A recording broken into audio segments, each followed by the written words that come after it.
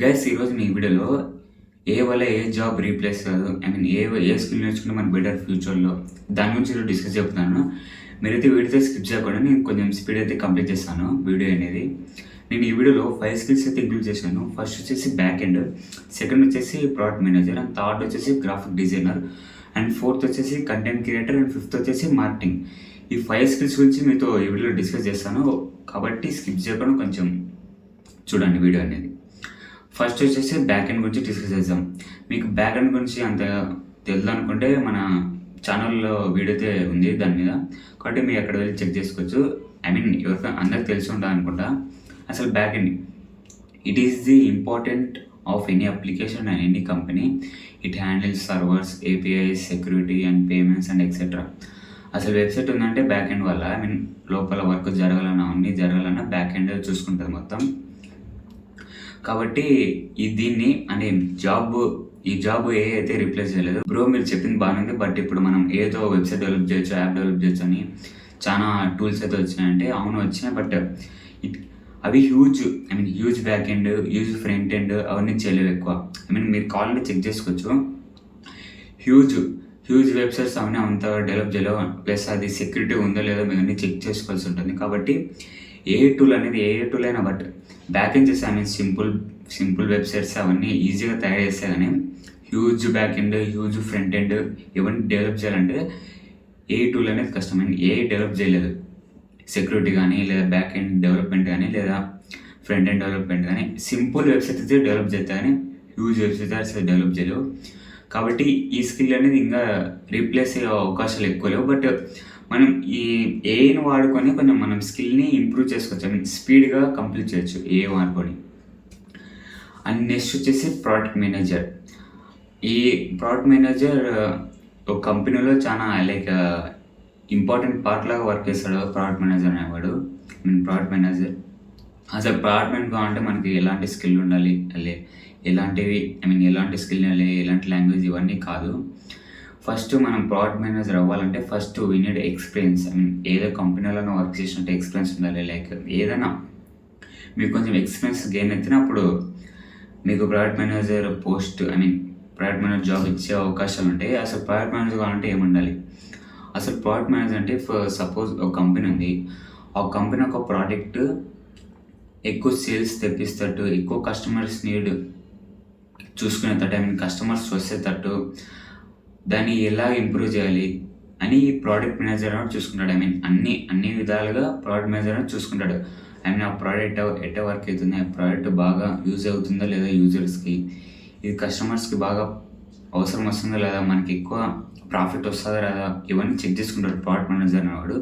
So మీరు ఎవరైనా product manager అవ్వాలనుకుంటే మీకైతే ఎక్స్పీరియన్స్ అయితే ఉండాలి. ఎక్స్పీరియన్స్ ఉంటేనే మీరు తీసుకుంటారు ఏ కంపెనీ అనేది, బికాస్ ఆఫ్ అది పెద్ద రోల్ కాబట్టి ప్రోడక్ట్ మేనేజర్ అనేది. So you need some experience in any company. అసలు మన ప్రోడక్ట్ మేనేజర్ అవ్వాలంటే స్కిల్స్ ఏమి ఉండాలంటే యూజర్ నీడ్స్ ఏంటో తెలుసుకొని, plus decision making, plus leadership, communication and planning and basic technology, ఇవన్నీ స్కిల్స్ అనేవి రిక్వైర్డ్. ప్రోడక్ట్ మేనేజర్ అవ్వాలంటే ఈ స్కిల్స్ అనేవి మీకు తెలిసి ఉండాలి, మీకు వచ్చి ఉండాలి. మనం ప్రోడక్ట్ మేనేజర్ ఏ కంపెనీలో డైరెక్ట్గా అవ్వలేము, ఎందుకంటే మన ప్రోడక్ట్ మేనేజర్ అవ్వాలంటే ఎంతో కొంత ఎక్స్పీరియన్స్ అయితే ఉండాలి.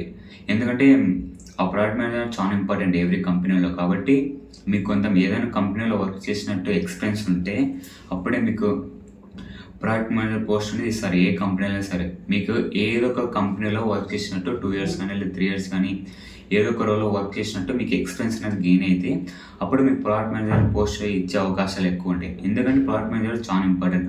ఆ ప్రోడక్ట్ అనేది యూజర్స్కి అవసరం అవుతుందో లేదా, దీన్ని ఎలా చేస్తే మనకి బెనిఫిట్ వస్తుంది, కస్టమర్స్కి మనకి ఎక్కువ వస్తారు, అవన్నీ డిసైడ్ అయ్యి ప్రోడక్ట్ మేనేజరే. అసలు ప్రోడక్ట్ నీట్గా బయటికి వెళ్తుంది, దానికి యూజర్స్ బాగా అట్రాక్ట్ అవుతున్నాం, యూజర్స్ ఎక్కువ కొంటున్నారు, అవన్నీ చేస్తున్నారంటే బికాస్ ఆఫ్ ప్రోడక్ట్ మేనేజర్. మీరు ప్రోడక్ట్ మేనేజర్ అవ్వాలంటే ఈ స్కిల్స్ అనేవి ఉండాలి. నెక్స్ట్ వచ్చేసి గ్రాఫిక్ డిజైనింగ్. అసలు గ్రాఫిక్ డిజైనర్స్ ఏం చేస్తారు కంపెనీలో? కంపెనీకి సంబంధించి లోగో డిజైన్ కానీ లేదా కంపెనీకి సంబంధించి డిజైన్స్ ఉంటే అవి డిజైన్ కానీ ఇవన్నీ వీళ్ళే చూసుకుంటారు. మీ కంపెనీకి బ్రాండ్ తీసుకురావాలన్నా లేదా ఐడెంటిటీ తీసుకురావాలన్నా వీళ్ళు చాలా ముఖ్యం. అసలు దీనికి స్కిల్స్ ఏమన్నా గ్రాఫిక్ డిజైన్ టూల్స్ వచ్చేసి క్యాన్వా, ఫిగ్మా, ఫోటోషాప్, అండ్ ఎలాంటి కలర్స్ వాడితే, ఎలాంటి ఫోన్స్ వాడితే ఎక్కువ అట్రాక్ట్ అవుతారు. పీపుల్ అనేవాళ్ళు, కస్టమర్స్ అనేవాళ్ళు ఎక్కువ అట్రాక్ట్ అవుతారు, ఎక్కువ రీచ్ వస్తుంది. దాన్ని ఐడెంటిఫై చేసి అండ్ ప్లస్ అంతా కాకుండా కంపెనీ అండర్స్టాండింగ్ చేసుకొని, మీ కంపెనీ బ్రాండ్ లేదా స్టార్టప్ దానికి సంబంధించి మీ డిజైన్ కానీ ఇవన్నీ చేయాల్సి ఉంటుంది. మీరు ఈ స్కిల్స్ అని నేర్చుకుంటే మీరు ఈజీగా ఈ జాబ్ రోల్కి అప్లై చేసుకోవచ్చు. అండ్ నెక్స్ట్ వచ్చేసి మార్కెటింగ్. అసలు మార్కెటింగ్ అంటే ఏంటి? ఇప్పుడు ఒక స్టార్టప్ ఉంది, ఒక కంపెనీ ఉంది, వాళ్ళ ప్రోడక్ట్ అనేది యూజర్స్కి అందజేయాలి. ఇప్పుడు సపోజ్ ఎగ్జాంపుల్గా ఒక కంపెనీ నా కాడ ప్రోడక్ట్ ఉందని యూజర్స్కి తెలియజేయాలి. దీనికోసం మనం మార్కెటింగ్ వాడతాం. మార్కెటింగ్లో చాలా టైప్స్ ఉంటాయి, ఎస్ఈఓ కానీ, సోషల్ మీడియా మార్కెటింగ్ కానీ, ఎక్సెట్రా.